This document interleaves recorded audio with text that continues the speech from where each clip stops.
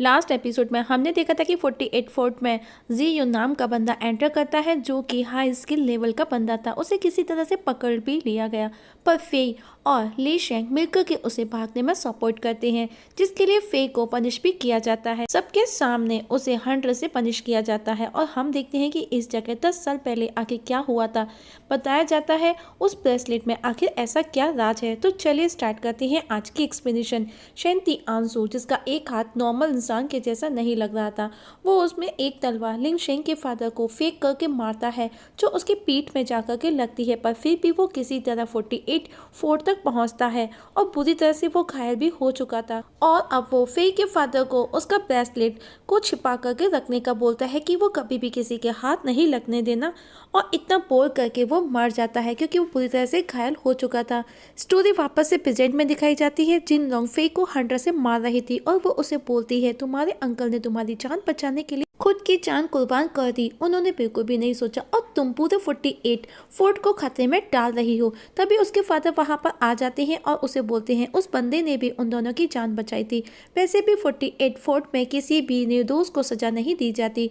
जिन लोंग Fei को छोड़ देती है और वापस से जी यून को पकड़ने पर विचार किया जाता है। नेक्स्ट सीन में हमें सेन तियांशु को उसका एक सैनिक आकर के बताता है कि हमारे लोग 48 फोर्ट में घुसने में नाकाम रहे, जिस पर तियांशु बोलता है कोई बात नहीं, ये तो सिर्फ ये पता लगाना था कि जीमो नदी असली है भी या नहीं। और बोलता है जो तियांग अब 48 से कभी भी बाहर आ सकता है, तो ये टोंग तिआन योंग को बोलो तैयार रहे। वही फेई के फादर उसके पास आकर के उससे बात करते हैं और उसे बोलते हैं तुम बिल्कुल अपनी माँ की जैसी हो, पर फेई बोलती है नहीं, मैं उनसे बिल्कुल अलग हूँ। तभी बाहर उसकी माँ भी उनकी बातें सुन रही होती है। फेई बोलती है जी यून ने हमारी जान बचाई, क्या मुझे उसे नहीं बचाना था? फिर ली शेंग उस फॉर्मेशन में गया बिना परमिशन के, उसे पनिश क्यों नहीं गया? क्योंकि वो लिंग फैमिली का ग्रैंडसन है और मैं एक अडॉप्टेड, और मेरी गलती क्या थी। तभी वहाँ पर जिन लोंग भी आ जाती है, पर फेई अपना मुंह उसकी तरफ से फेर लेती है। ये देख करके उसके फादर जिन लोंग को अपने साथ वहाँ से बाहर ले जाते हैं कि उसे आराम करने दो।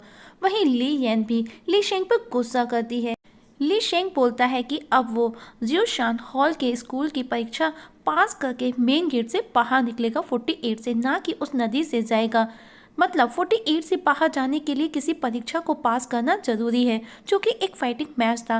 वहीं जी यून फेई से मिलने आता है और उसे कुछ दवा देता है जिसे वो हमेशा अपने साथ अपने लिए रखता था।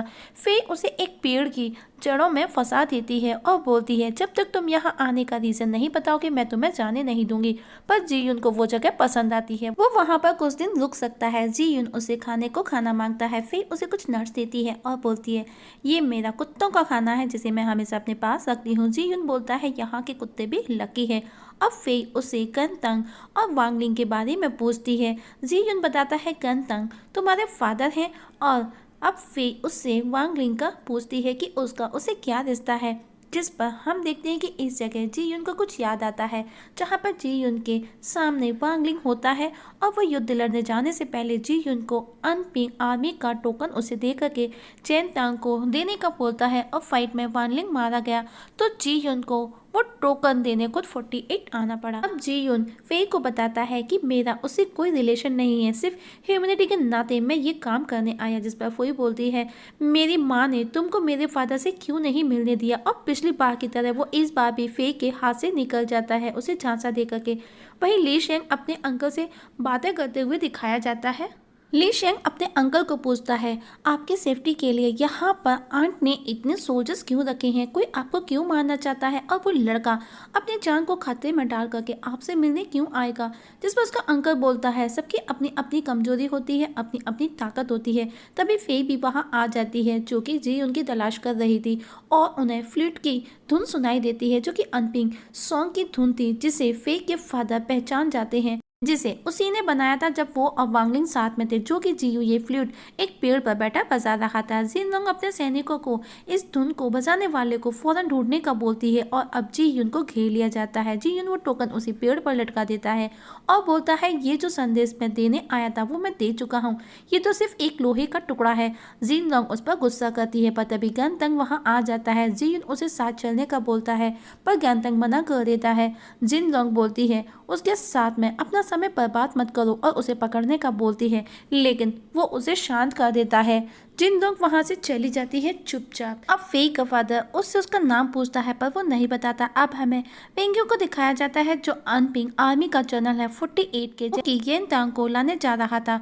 वहीं फेई अपने फादर के पास जाकर के जी यून के बारे में बात करती है और बोलती है क्या मैं भी आपके साथ चल सकती हूँ, क्योंकि जब भी माँ मुझे पीटती है तो मुझे बचाने आप ही आते हो, मुझे आप पर ही भरोसा है। नेक्स्ट डे जब सो करके उठती है तो वही नर्स उसके पास रखे देखती है जो उसने जी यून को दिए थे और वो समझ जाती है कि जी यून उसके कमरे में आया था।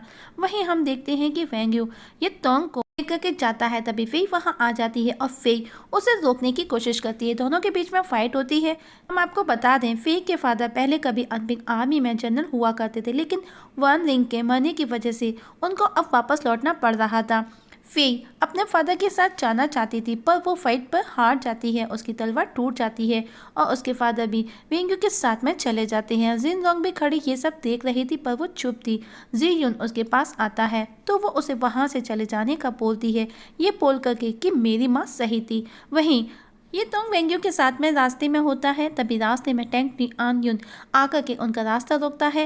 वेंग्यू से रास्ते से हटने का बोलता है पर वो हमला कर देता है। दोनों के बीच में फाइट होती है। टोंग टी आन ये तोंग पर भी हमला करता है पर जिन लोंग आकर के उसे बचा लेती है।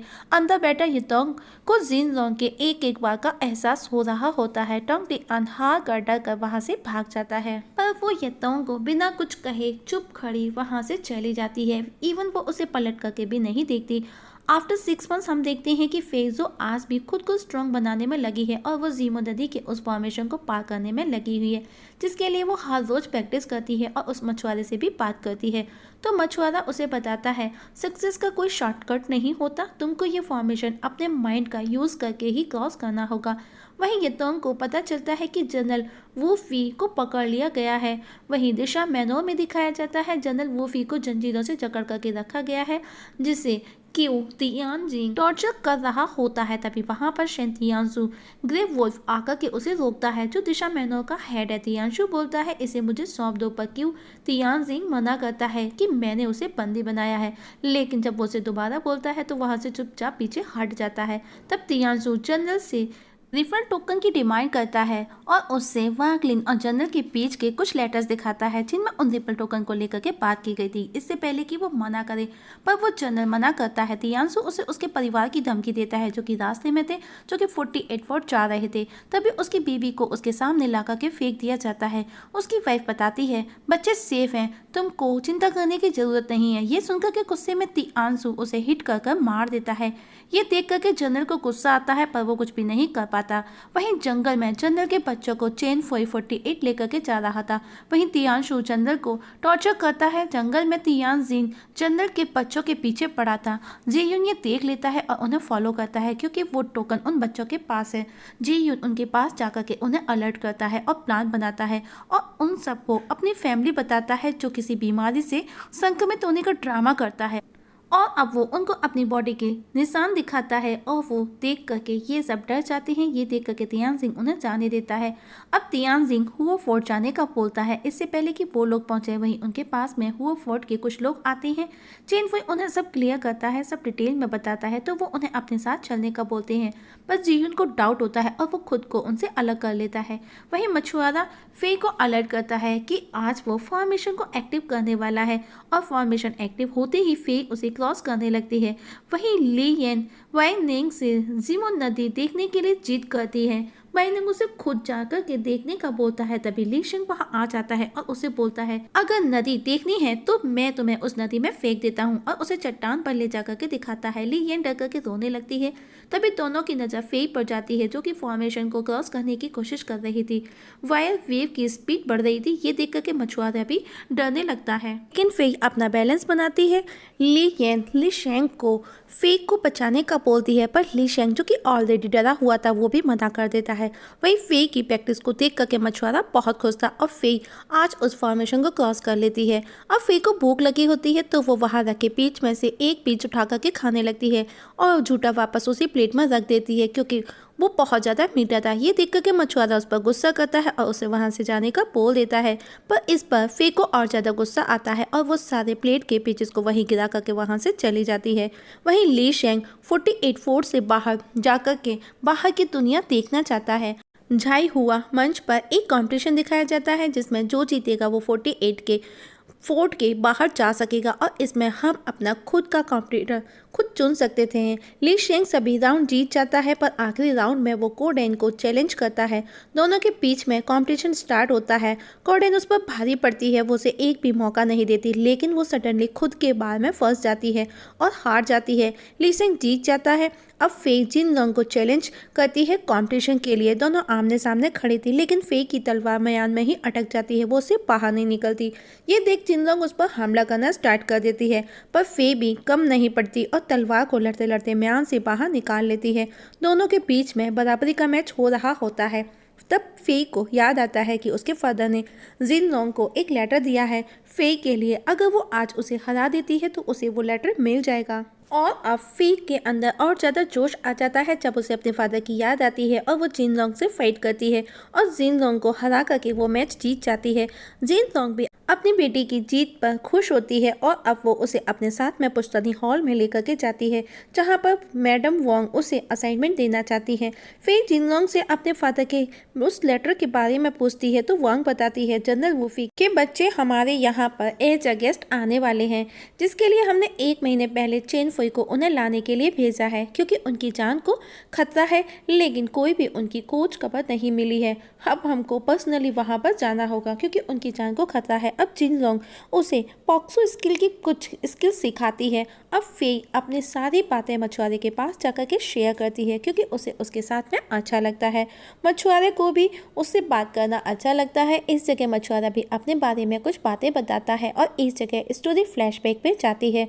हम देखते हैं कि दिशा के लोगों से मछुआरे को फाइट करते हुए दिखाया जाता है और मछुआरा एक परफेक्ट सॉर्समैन की तरह एक एक कर सबको मार रहा होता है, पर तभी वहाँ पर हुतियान मिंग आ जाती है और वो उस पर हमला करती है, जो कि ग्रूमिंग पॉइजन से अटैक किया गया था और मछुआरा बुरी तरह से घायल होकर के वहीं नीचे गिर जाता है और उस जहर से वो कुछ ही देर में फ्रीज होकर के मर जाएगा। लेकिन तभी वहाँ पर ली जेंग हु आकर के उसे बचा लेता है और जो कि फे हु के दादाजी थे, और वो एक एक कर सबको मार करके मछुआरे को अपने साथ लेकर के चले जाते हैं और साथ ही उसकी बॉडी से वो जहर भी रिमूव कर देते हैं और इस तरह मछुआरे की जान बच जाती है। और इस जगह हमारी आज की एक्सप्लेनेशंस खत्म हो जाती है। तो दोस्तों देखेंगे नेक्स्ट एपिसोड में क्या होगा।